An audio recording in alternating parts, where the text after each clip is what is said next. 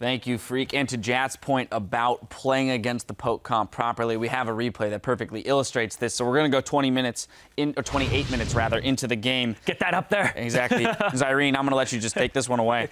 Everybody knows my hate for the AP Ezreal right now, and I've been talking about you have to draft against it, and they blue side drafted this, and the perfect counters have already been created for Gravity. They put themselves in a situation in Champion Select where they could either last pick the Ezreal and complete a poke comp, or go for this amazing Jarvan 4 pick. But right here, you're going to see Engage, and you know what? I don't have to say anything else. You're just going to watch this clip and how to get to this AP Ezreal.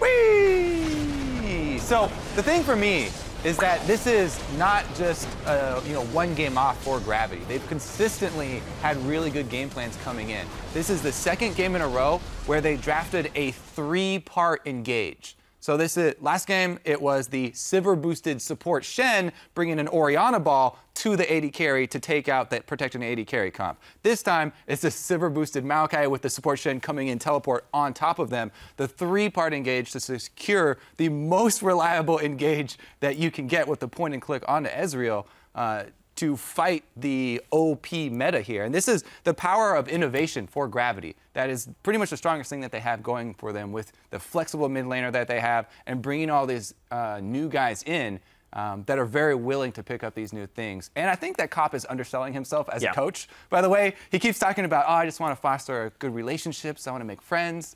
He's obviously doing a lot more than that. Yeah, and I want to talk about this AP Nidalee pick too, because this is the best jungle pick right here for these comps as they're coming up on red side. He picks the AP Nidalee because, one, if they pick Ezreal away, you get to heal up the damage he does, and you're always going to guarantee a situation where you get to rely on your poke pattern because they're going to rely on their poke pattern and set up those situations where you're sieging against each other. So if they take the AP away, then you get to do that. If you get the AP Ezreal on your own side, you just have more poke. It's a wonderful pick for your jungle there, and I can't think of a better jungler when you've already gone for a Sivir to help you disengage, engage, so you have more options here, and it's flexible until that last pick. And the fact that Keen can play these things is just a huge boon for Gravity. Right. Gravity get bonus points because they preyed on people jumping on the bandwagon. Everybody wants to jump on the, this is an OP style. Well, it's a defined style, and they come in with counter move, not just in draft phase, but also in game, in the build, as they said multiple times during the cast. Oh, they had so much pressure, too, across the map. Their turret taking was crazy. Yeah, that's what I was going to jump to next. We saw, again, Move pick up that Sightstone early, so lots of vision around the map allowed them to move pretty frequently, and we saw their lead primarily secured through the taking of turrets, as it was a low-kill game. Yeah, you always have the threat of doing that move and engaging when you have the Righteous Glory on Maokai, chasing people down and starting it off. Shen, regardless of where he is on the map, the support Shen's going to show up. We saw it happen top lane a couple times where they chase people down the lane with the Shen.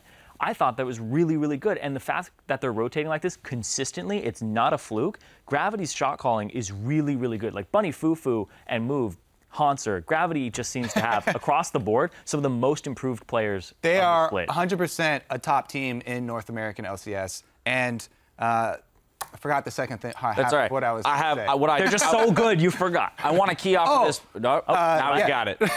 No, it was just about, theory crafting is one thing, laying out the counters, but the performance in-game, their ability to zone for the objectives and their execution on those objectives is really what brought it home. You talk about them being a top team. I want to hit on a more specific basis the components of that top team, right? We look at Haunter, quite possibly the most improved player between last split and this split. Move, quite possibly the best newcomer into the LCS this split.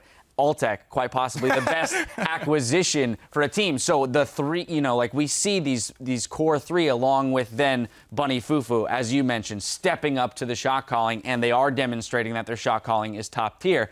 Every single piece of this puzzle seems to be falling into place at the right time as they make this final push to the playoffs, and we see them now tied for first place with TSM. Yeah, I think it's a lot of they just fit together so perfectly like a puzzle. Move provides the vision that opens up Haunter to play his style that he's wanted to play and be aggressive and make aggressive moves. Bunny Fufu unlocks Altec with a very kind of varied lane. They can be aggressive, they can be passive, but they know how to move around the map. And I think this is just wonderful across the board, and they complement each other in such a nice way.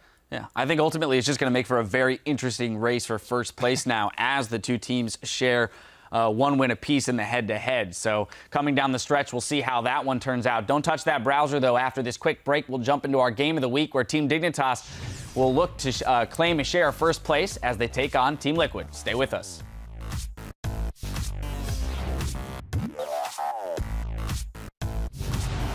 We're here for our third and a very awesome game of the day. Gets hit up, but a lot of counter engage. Keen tries to get the kill, but tries to get away. Wild Turtle, Ignite is onto the flank, and he does a big Mega Arm. Bjergsen gets the first kill in the move. And they might They're just gonna go. find Bjergsen. Oh, they get a Shadow push Bond, flash. They get him. Dead. In goes the Chaos Dunk for kill number 2. There's Keen gets pulled in, though. He's going to get killed off. It's a 1-for-1 as Wild Turtle is caught out. Also, Full Tank Tree finds the engage. Goodbye, Wild Turtle. Altec gets his first kill of the game.